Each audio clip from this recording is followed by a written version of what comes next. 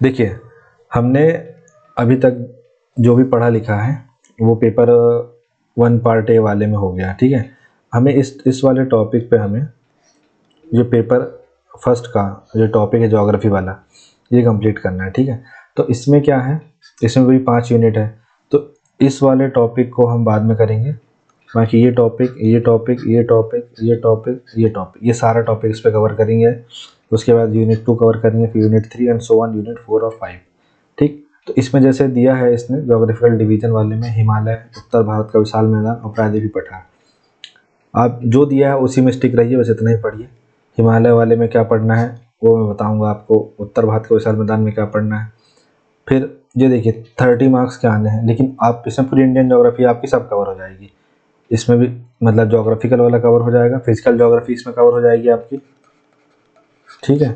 फिर ये आपकी इकोनॉमिकल ज्योग्राफी कवर हो जाएगी इसमें भी आपकी थोड़ी बहुत फिजिकल ज्योग्राफी आ जाएगी, ठीक। और फिजिकल प्लस इकोनॉमिकल दोनों आ जाएगा। फॉरेस्ट है, ठीक है। फॉरेस्ट को वैसे कोशिश करेंगे कि इसी वाले में पढ़ लें, यूनिट 1 वाले में पढ़ लें, ठीक है। तो ये ज़्यादा कुछ है नहीं इसमें। फिर इसके बाद आप देखिए अगले टॉपिक में डिजास्टर मैनेजमेंट और ये सब चीज़ें हैं, तो हम इसको इस कन्फाइंड तरीके से पढ़ेंगे। जैसे पॉल्यूशन है, तो पॉल्यूशन यहाँ भी है और आपका यूनिट 4 में भी है, पेपर 3 पार्ट बी में, तो उधर से भी कवर हो जाएगा ये। फिर ये जनसंख्या वृद्धि वाले टॉपिक 2-4 जगह है, तो हम यहीं सब पढ़ लेंगे, यहीं दवा बना लेते हैं अपने ऊपर, ताकि जो आगे की यूनिट्स है उसको हम लेफ्ट ओवर कर सकें। क्योंकि जब हमारा पेपर 1 ही पहले होगा, तो पेपर 1 ही पहले होगा तो हम सब पहले ही पढ़ लेंगे। तो जो बाद में जो पेपर 2 होगा, तो पेपर 2 में जैसे पॉपुलेशन वाला है, तो जब पेपर 2 के लिए जब पेपर 1 दे करके जब हम आएंगे तो हमारे पास समय रहेगा, तो हम इन सब टॉपिक को स्किप कर सकते हैं, ठीक। फिर बाकी GIS, GPS, सैटेलाइट्स, तो इनका जो बेसिक जो दिया है सिर्फ उतना ही पढ़ना है। फिर जैसे प्राकृतिक खतरे और आपदाएं हैं, तो इसमें जितने टॉपिक इसने अच्छी बातें सब लिख दिए हैं, तो इन सब के रीजन क्या होते हैं, ठीक है। एक पहले कॉमन देख लिया जाएगा कि कॉमन ये देख लिया जाएगा कि कॉमन क्या देख लिया जाएगा कि इम्पैक्ट क्या पड़ते हैं। तो कॉमन इम्पैक्ट सबके पढ़ लेंगे, सब में मतलब इंसान की जान को खतरा है, जान माल को हानि है, जो मोटा माटी 5-6 निकल आएंगे वो रख लेंगे। फिर उसके बाद जो कुछ पर्टिकुलर उस प्रॉपर डिजास्टर के कैरेक्टरिस्टिक्स हैं वो सब देख लेंगे। इसके बाद आप देखिए कि अगला टॉपिक है, फिर अगला इंडियन ज्योग्राफी है, ठीक है। तो ये वाला टॉपिक भी कवर हो जाएगा लेटर ऑन। तो इस तरीके से पूरे 5 टॉपिक, 5 जो यूनिट है इसको कवर करेंगे, ठीक है। तो यूनिट 1 से स्टार्ट करते हैं।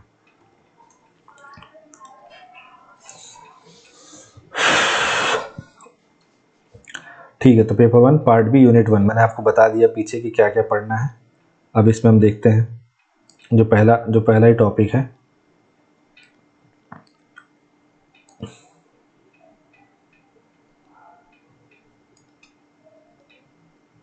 ठीक है। तो इसमें पहला टॉपिक जो है भौगोलिक प्रभाग, मतलब डिवीजन करना है फिजिकल, ठीक है। जैसे हम किसी इंसान का डिवीजन करते हैं फिजिकल, तो हाथ, पैर, सर, कान, नाक ये बताते हैं। और इंटरनल होता है तो लंग्स हो गया, लीवर हो गया, किडनी हो गया, इन सब के बारे में होता है।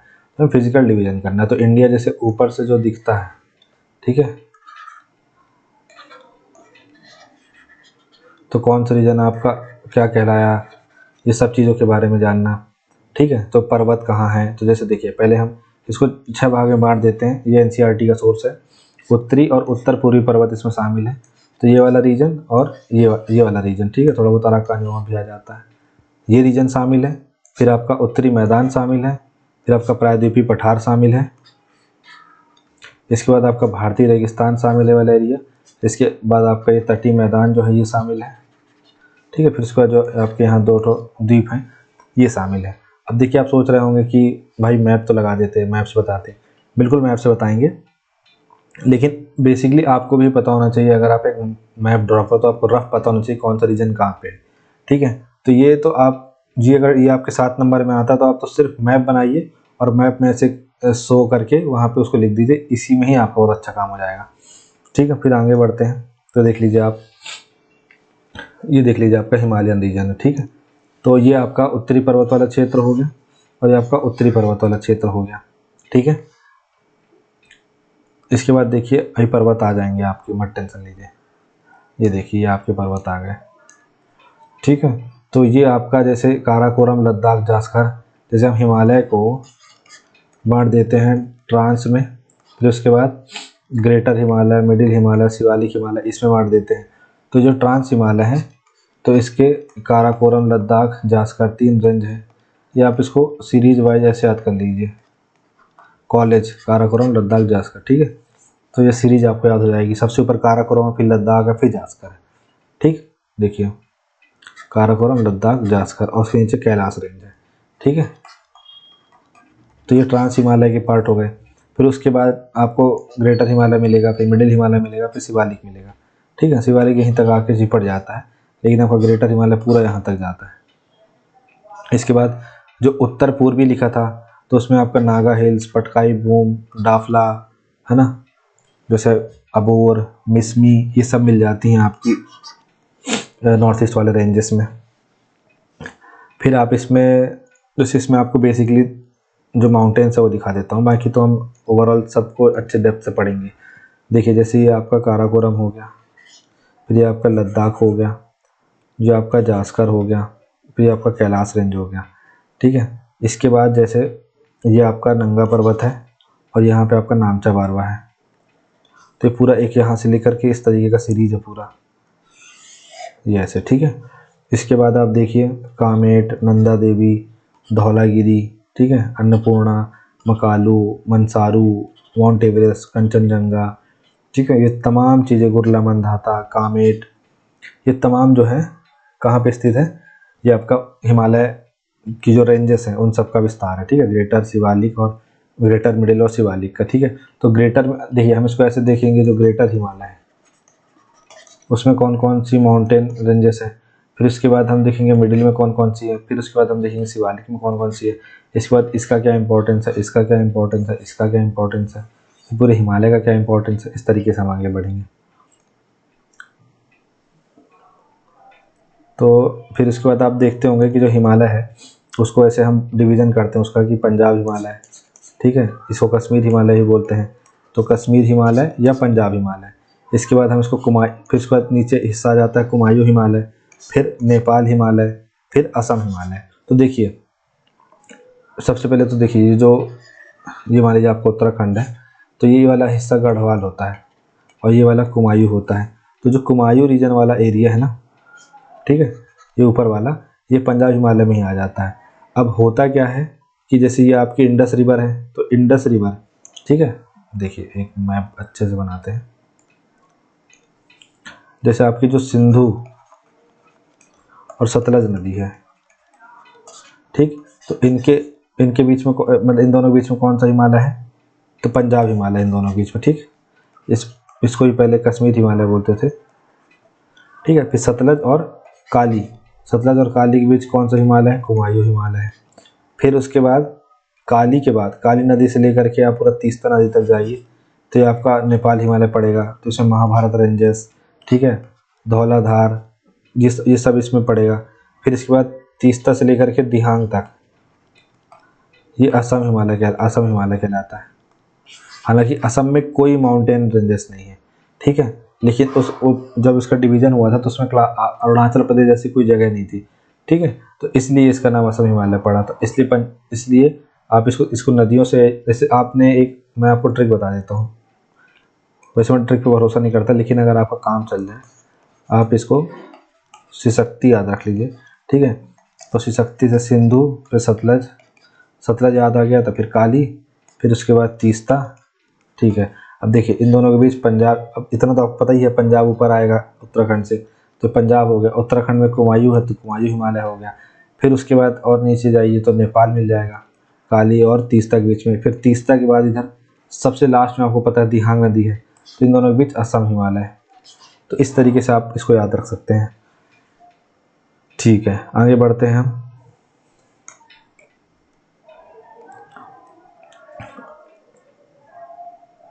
फिर ये कुछ नॉर्थ ईस्ट के रेंजेस हैं, जैसे आप देखिए डाफला, मिरी, अबोर, मिसमी, ये सब अरुणाचल प्रदेश में है।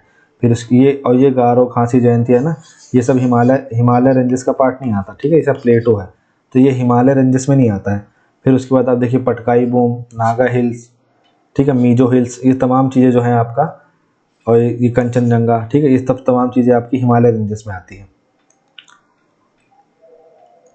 फिर इसके बाद हमने वहाँ देखा था उत्तर और उत्तर पूर्वी पर्वतमाला, जब हमने देख लिया था उसके बाद हमने देखा था नॉर्दर्न प्लेन, ठीक है।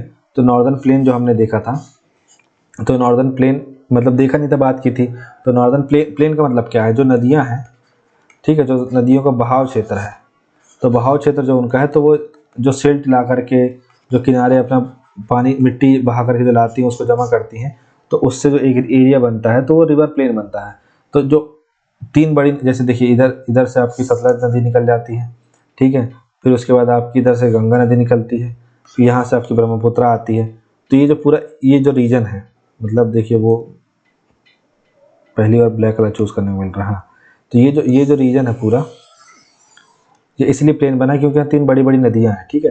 और इनकी अब जैसे गंगा नदी यहाँ से बही, तो गंगा नदी से यहाँ से नदी, यहाँ से फिर उसके बाद यहाँ से आकर के नदियाँ मिल रही हैं।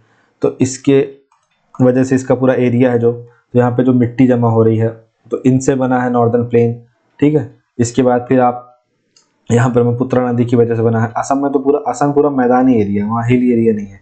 फिर ये वाला जो एरिया है पूरा आपका, तो ये पूरा बना हुआ है, तो ये पूरा एरिया नॉर्दर्न प्लेन कहलाता है, ठीक।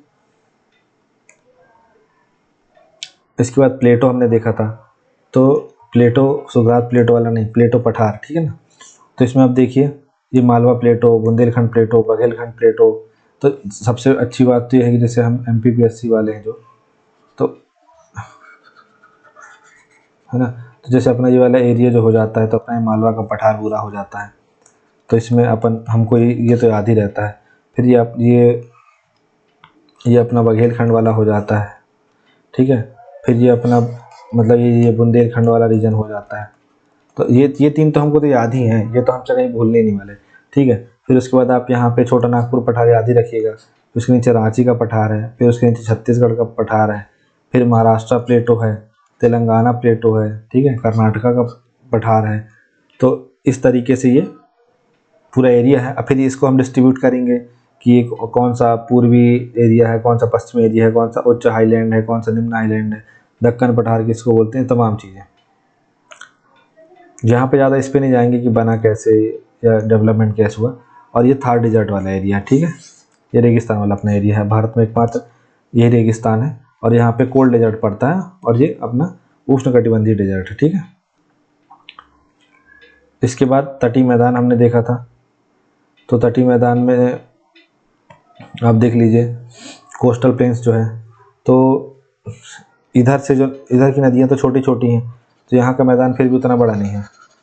यहाँ के मैदान जो है, ये पूर्व पश्चिम के जो मैदान है वो पूर्व के मैदान की तुलना में छोटे हैं, ठीक है, मतलब उनकी चौड़ाई कम है, क्योंकि यहाँ बड़ी बड़ी नदियाँ आती हैं ना। आप देखिए यहाँ से गोदावरी नदी आ रही है, एक सेकंड, यहाँ से गोदावरी नदी आ रही है, ठीक है। इसके बाद फिर आपका ऊपर से महानदी आई, फिर गोदावरी आई, फिर उसके बाद कृष्णा आई, फिर कावेरी आई, वैगई आई। तो ये सब बड़ी बड़ी नदियाँ हैं। और यहाँ जैसे पेरियार है, इनका एरिया ही ज़्यादा बड़ा नहीं है, तो सिल्ट भी लेकर के नहीं आएंगी, तो ये मैदान कैसे बनेगा। तो इसलिए यहाँ पे जो वेस्टर्न एरिया है उसमें उसमें सॉरी जो ईस्टर्न एरिया है उसका मैदान ज़्यादा बड़ा है कंपैरेटिवली जो वेस्टर्न एरिया उससे। तो ईस्टर्न एरिया ये है, ईस्ट एरिया का जो मैदान है वो वेस्ट की तुलना में चौड़ा है, ठीक है। उसके बाद हम कुछ जो प्लेन्स हैं इधर के ना, उनके कुछ कुछ नाम हैं, जैसे देखिए ये जो बना है कोंकण, ये कोंकण तट हो गया, ठीक है। इसके बाद ये मालाबार तट हो गया, ठीक है। इसके बाद ये आपका उत्कल कोस्ट हो गया, या इसको उत्तरी सरकार भी बोलते हैं। ये वाला सरकार नहीं है, ये वाला सरकार है, ठीक है। इसके बाद फिर ये वाला एरिया को कोरोमंडल तट बोलते हैं, तो ये आपको याद रखना है।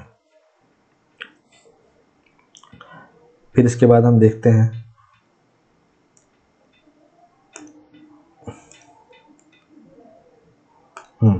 अब उत्तर और पूर्वोत्तर पर्वत, इस पूरे चीज़ को अब हम समझेंगे। एक हमने मैप देख लिया, हम समझ गए।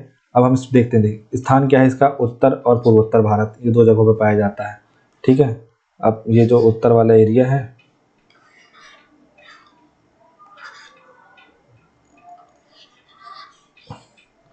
ये वाला एरिया और ये वाला एरिया, इन दो एरिया पे पाया जाएगा उत्तर और पूर्वोत्तर भारत में। मुख्य पर्वतमाला ग्रेटर हिमालय, लघु हिमालय, शिवालिक हिमालय। ग्रेटर हिमालय पहले ट्रांस हिमालय जोड़ दिया जाएगा, ठीक। ट्रांस यानी पार, मतलब ये हिमालय के पहले का ही है। ट्रांस हिमालय जो है वो हिमालय से भी पुराना है, ठीक है। फिर दिशा, अभी जो बैंकॉक में भूकंप आया है उसका रीजन यही है, जो इंडियन प्लेट जो है, ठीक है ना, ये जो यूरोशियन प्लेट से टकरा रही है उसी की वजह से इस एरिया पे भूकंप आया हुआ है। अधिकांश भागों में उत्तर पश्चिम से दक्षिण पूर्व की ओर भिन्न होती है, मतलब इसकी दिशा जो है उत्तर और पूर्व उत्तर की, उत्तर पश्चिम से दक्षिण पूर्व की ओर भिन्न होती है, लेकिन उत्तर पूर्व में बदलती रहती है। यहाँ से बदलती रहती है, यहाँ मतलब ऐसे इधर ऐसे हो गया। इसकी लंबाई चौड़ाई कितनी है? 2500 किलोमीटर लंबी है, ठीक है। ये यहाँ से लेकर के यहाँ तक वाला पूरा एरिया जो ये मतलब ये आपका यहाँ पे नामचा बरवा और यहाँ पे नंगा पर्वत, यहाँ से लेके पूरा 2500 किलोमीटर लंबी है और 160 से लेके 400 किलोमीटर तक चौड़ी है। इसके बाद मतलब हाई मिनिमम रेंज ये होगा, हाईएस्ट रेंज ये पहुँच जाएगा। भूमिका, ठंडी हवाओं आक्रमणों के खिलाफ एवं प्राकृतिक दीवार के रूप में कार्य करती है, बिल्कुल। जलवायु प्रभाव, भारत के मानसून पैटर्न और तापमान को प्रभावित करती है, बिल्कुल करती है। अगर ये हिमालय नहीं होता तो साइबेरिया से चलने वाली जो ठंडी हवाएं हैं वो इस एरिया पे पूरा डेजर्ट जो होता ना वो कोल्ड डेजर्ट होता, और मतलब जो यहाँ पे मानसून जिसके लिए जिम्मेदार है, मानसून जो हमारे आता वो भी नहीं आता। फिर नदियों की उत्पत्ति, गंगा की, यमुना की, ब्रह्मपुत्र की, सतलज की, इन तमाम नदियों का उत्पत्ति स्रोत है ये, इंडस नदी का भी। वनस्पति और वन्य जीवन, तो जंगलों, औषधि पौधों, दुर्लभ प्रजातियों से समृद्ध है।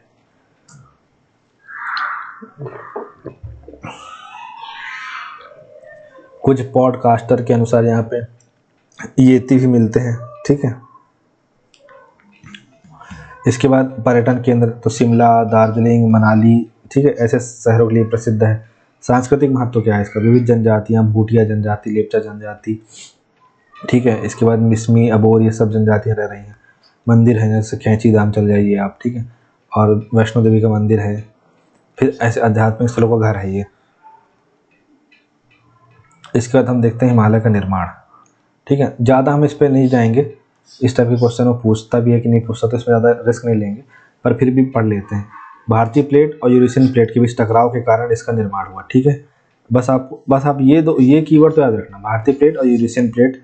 भारतीय प्लेट के उत्तर पूर्व की ओर आगे बढ़ने, और यूरेशियन प्लेट एक चीज़ तो वहीं स्थिर ही है, यूरेशियन प्लेट, और जो भारतीय प्लेट है वो बढ़ते जा रही। तो ये इन दोनों के जो टकराहट होती है, इनकी टकराहट की वजह से हिमालय का निर्माण भी हुआ, और जो वर्तमान में भूकंप आया वो भी आया, और जो नेपाल में और इस भूकंप आता रहता है, ये सब यही रीजन है। फिर क्योंकि फ्रंट लाइन के आसपास ही बसा हुआ है ना ये नेपाल वाला रीजन, दिल्ली वाला।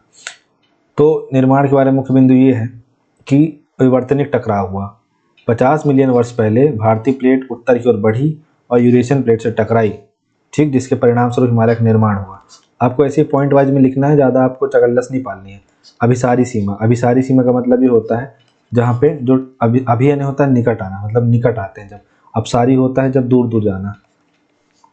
यह आंदोलन, ठीक है, आंदोलन अभिसारी प्लेट सीमा पर हुआ, जहाँ क्रिस्टल संपीड़न के कारण भूमि मुड़ी और ऊपर उठी, ठीक। अब देखिए ये हुआ क्या, ये यहाँ पे पहले जो नदियाँ हैं वो अपना पानी ला करके बहाती थी, इनका सिल्ट जमा हुआ था, ठीक है। तो ये टकराए, तो पानी तो चलिए, जो पानी है ये मेडिटेरियन सी में चला गया, ठीक है। लेकिन जो यहाँ पे सिल्ट था वो इस तरीके से जमा हो गया, ठीक। यही हिमालय है। महाद्वीपीय बहाव, भारतीय प्लेट की गति लगभग, महाद्वीपीय बहाव का मतलब होता है जो कॉन्टिनेंटल ड्रिफ्ट हो रहा है, मतलब जो बह रहा है, मतलब वो ऊपर फ्लोट कर रहा है ना, उसकी बात कर रहा है। तो भारतीय प्लेट की गति लगभग 100 मिलियन वर्ष पहले गोंडवाना लैंड से अलग होने के बाद शुरू हुई, ठीक। अब हम पेंजिया और पूरा पैंथालासा इस सब पे नहीं जाते हैं अभी, और अभी भी प्रक्रिया चल रही है, ठीक है। आप इसमें एग्जाम्पल लिख सकते हैं, बिल्कुल, जो बैंकॉक में, मतलब आदमी बैंकॉक किस लिए जाता है और क्या होगा बेचारे के साथ, और मलेशिया नहीं, आपका म्यांमार, इन रीजन में जो भूकंप आया वो सब था। फिर बार बार भूकंप आना, बिल्कुल यहाँ पे बार बार भूकंप आते हैं, यह क्षेत्र भूकंपी गतिविधि के लिए प्रवण है। तो ये आपका टर्शरी काल की बात चल रही है, ठीक है ना। टर्शरी काल लिखिए, भारतीय प्लेट, यूरेशियन प्लेट लिखिए, 50 मिलियन वर्ष पूर्व लिखिए, अभिसारी प्लेट सीमा लिखिए। ये 5-6 कीवर्ड्स हैं, ये आपको लिखना है। हिमालय का विभाजन, जैसे मैंने आपको वहाँ पहले बताया था, वो तो नदियों के हिसाब से था, लेकिन ये अलग विभाजन है। ऊंचाई और भौगोलिक विशेषताओं के आधार पर इसे अलग अलग श्रेणियों में बांटा गया है, जैसे ग्रेटर हिमालय, लघु हिमालय, ठीक है, शिवालिक हिमालय और ट्रांस हिमालय। तो सबसे पहले आप ट्रांस हिमालय को बताएंगे, इसके बाद ग्रेटर, मिडिल और शिवालिक। शिवालिक को आउटर भी बोलते हैं। ये भी नवीन है, ये भी नवजात है, मतलब ये लाखों साल पुराना है लेकिन जियोग्राफिकल कंडीशन से नवजात है। और फिर उत्तर पूर्वी हिमालय, ये वाला एरिया आ जाता है, अरुणाचल प्रदेश और पूर्वोत्तर भारत। ये जो अरुणाचल प्रदेश हो गया, फिर नागालैंड, मणिपुर, मिजोरम, ठीक है, फिर यहाँ पर त्रिपुरा, फिर यहाँ पे असम, तीन 6 ये वाला एरिया और सिक्किम साथ हो गया, ये वाला एरिया आ जाता है। अब देखिए यहाँ पे क्या बता रहा है ये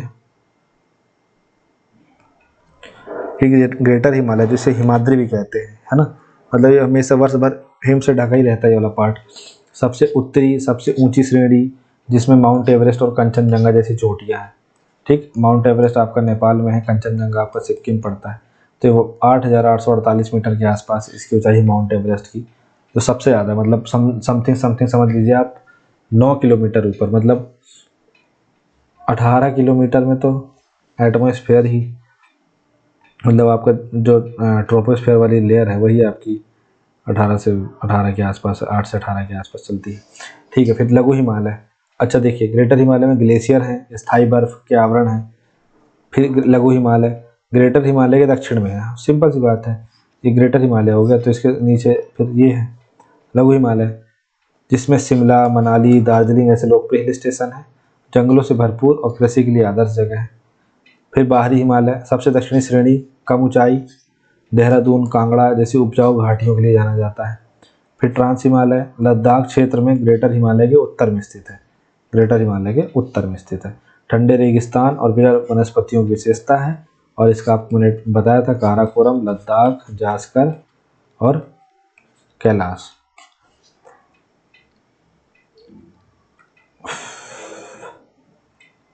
हिमालय का महत्व क्या है, मतलब आप किसी का महत्व समझना है तो एक बार उसको अपने जीवन से हटा दीजिए, तो आपको उसका महत्व पता चल जाएगा। ठीक है, ऐसे कोई बोले कि इसका महत्व बताओ, तो आपको नहीं पता चल रहा है। जैसे आप अपने घर में, जैसे आप अपने घर में झाड़ू नहीं लगाते, मान लीजिए, पोछा नहीं लगाते, खाना नहीं बनाते, ठीक है, अपने कपड़े नहीं धुलते, और क्या नहीं करते, यहाँ तक कि आप उठने के बाद अपने जो कपड़े हैं, मतलब जो आपने ओढ़ के सोया था, ठीक है ना, ब्लैंकेट वगैरह, उसे भी आप घड़ी करके नहीं रखते। ठीक है, ये सब आप नहीं करते हैं। आपके बदले में सब कौन करता है, मान लीजिए आपकी माँ कर रही है, आपकी बहन कर रही है, ठीक है।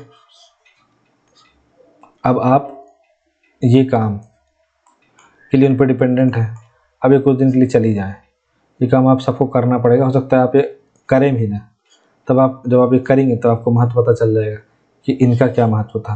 तो सेम ऐसे ही अगर आप हिमालय हटा दीजिए तो साइबेरिया की हवाएं लग जाएगी, मानसून ख़त्म हो जाएगा, ठीक है, मानसून वाला सीन ही ख़त्म हो जाएगा। उत्तर वाला पूरा एरिया जो है, आप जो शिमला तक जाते हो, ग्वालियर में ही आपको आपको मिल जाएगी बढ़िया बर्फ़, ठीक है। उसके बाद वो स्ट्रेटजिकली जो इम्पोर्टेंट है, अपना जो डिफेंस है, वो उसका खर्च बढ़ जाएगा, ठीक है।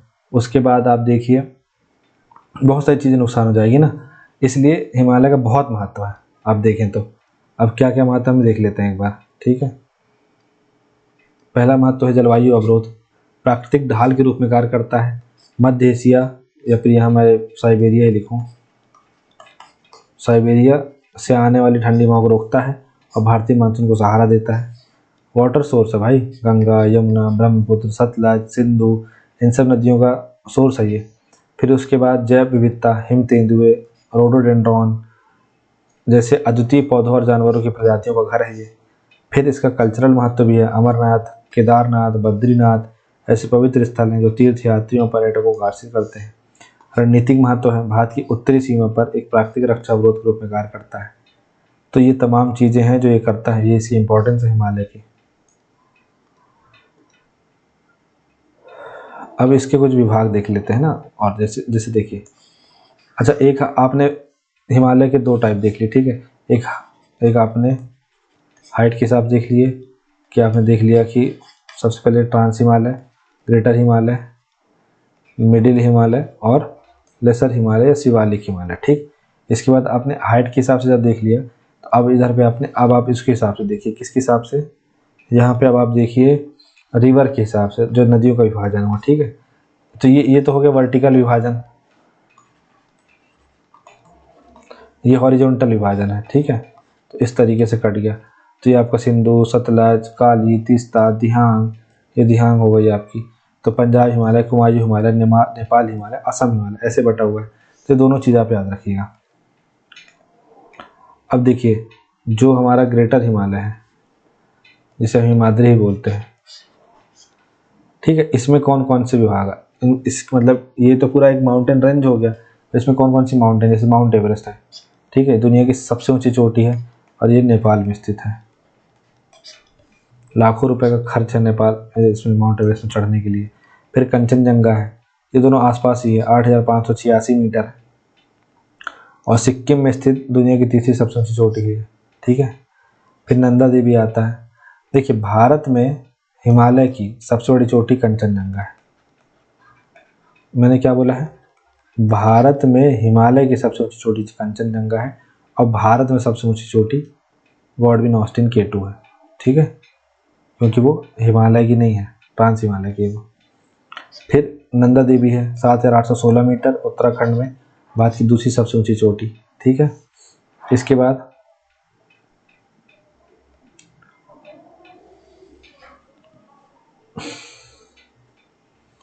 नंदा देवी के बाद कामेट आ गया, माफ कीजिएगा एक बार ना। माउंट एवरेस्ट हो गया दुनिया की सबसे ऊंची चोटी।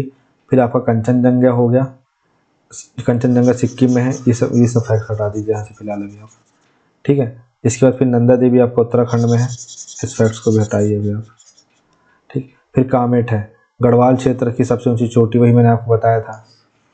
जैसे उत्तराखंड को आप बांटेंगे तो गढ़वाल और कुमायूं 2 रीजन आते हैं, इसमें 7 जिले हैं, इसमें 6 जिले हैं, ठीक। फिर त्रिशूल, ये उत्तराखंड में स्थित है, ये पर्वतमाला, ठीक है। तो आपको माउंट एवरेस्ट, कंचनजंगा, नंदा देवी, कामेट, त्रिशूल, ये 3 याद रखने, 4-5 याद रखने हैं आपको, इसमें कौन कौन से माउंटेन है।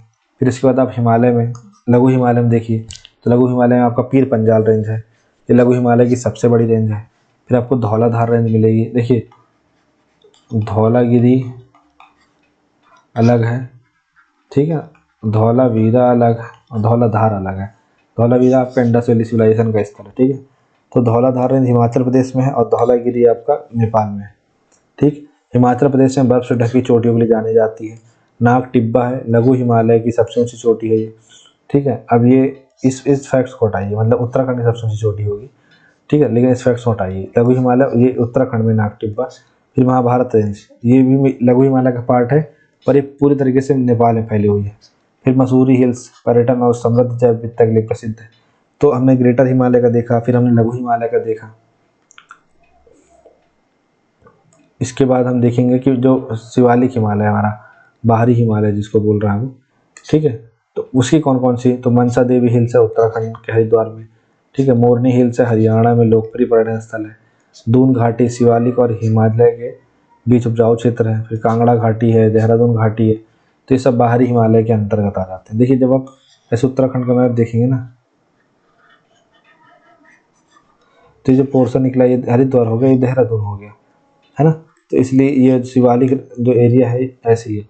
मतलब देखिए, Karakoram, greater Himalaya, sorry, trans Himalaya, greater Himalaya, फिर उसके बाद मिडिल हिमालय पे शिवालिक हिमालय, सब गुजरता है उत्तराखंड से। तो हिमालय के चारों चीज़ गुजरती है वहाँ से। फिर उसके बाद ट्रांस हिमालय, तो काराकोरम रेंज K2 8,611, जो दुनिया की दूसरी सबसे ऊंची चोटी है, ठीक है। और भारत की सबसे ऊंची पर्वत चोटी काराकोरम। भारत की हिमालय की सबसे ऊंची चोटी कंचनजंगा।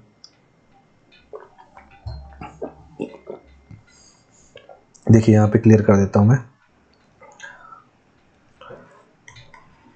इंडिया की टॉप, ठीक है, इंडिया में हिमालय की सबसे ऊंची चोटी कंचनजंगा।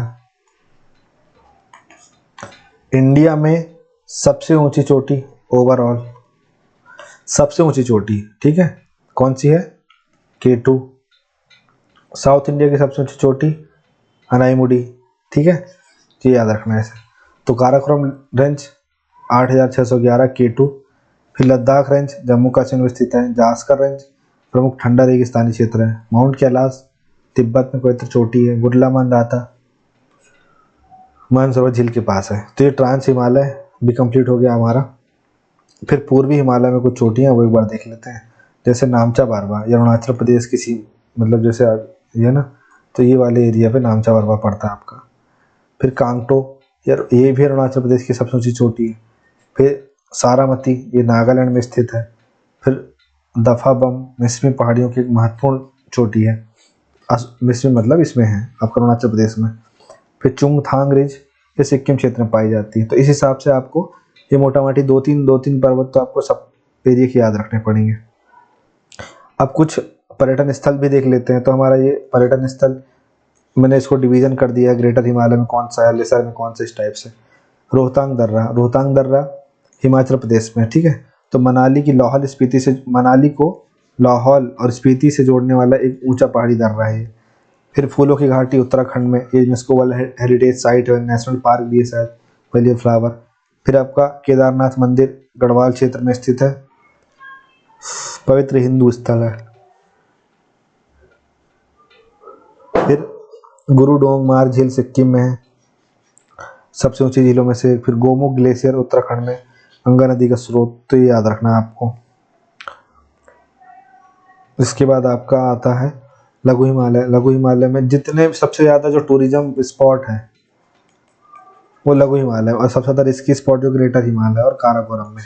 तो शिमला हिमाचल प्रदेश में हो गया, मनाली हिमाचल प्रदेश में, मसूरी उत्तराखंड में, ठीक है, जहाँ आपका लवासना है। डलहौजी हिमाचल प्रदेश में है अपनी सुखद जलवायु के लिए।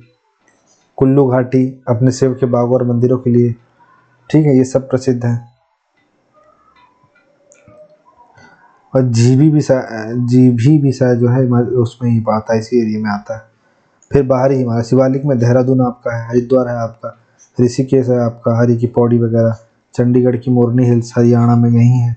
कांगड़ा घाटी हिमाचल प्रदेश।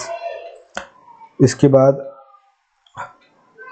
ट्रांस हिमालय में कुछ घूमने वाली जगह है क्या, तो लेह लद्दाख हो गया आपका, जो बौद्ध मठ हो, मतलब मॉनेस्ट्री और इन सब के लिए जाना जाता है। पैगोंग लेक, आश्चर्यजनक नीली झील जो तिब्बत तक फैली हुई है।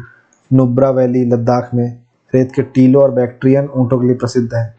स्पीति वैली हिमाचल प्रदेश में, जास्कर रेंज लद्दाख में है आपका, ट्रैकिंग और जमी हुई नदी अभियानों के लिए। तो ये ट्रांस हिमालय के अंतर्गत ही आता है। और पूर्वी हिमालय लास्ट देख लीजिए आप इसमें। तो इसमें तवांग घाटी है ना, इसमें मठ भी है, यहाँ मोनेस्ट्री है, ये पूर्वी हिमालय का पार्ट है। फिर गंगटोक लेक सिक्किम में है। शिलोंग मेघालय में घूमने वाली जगह है। लेकिन अब ये नहीं, ये वाला एरिया हटा दीजिए आप, ठीक है, क्योंकि ये आपका पठार में आता है, इसमें नहीं आता। दार्जिलिंग ये आ गया आपका, ठीक है। फिर पेलिंग सिक्किम, कंचनजंगा पर्वत के शानदार दृश्य, तो ये सब इनके पर्यटन स्थल है, तो ये आप याद रखिएगा। इसके बाद हम पढ़ेंगे उत्तरी मैदान, ठीक है।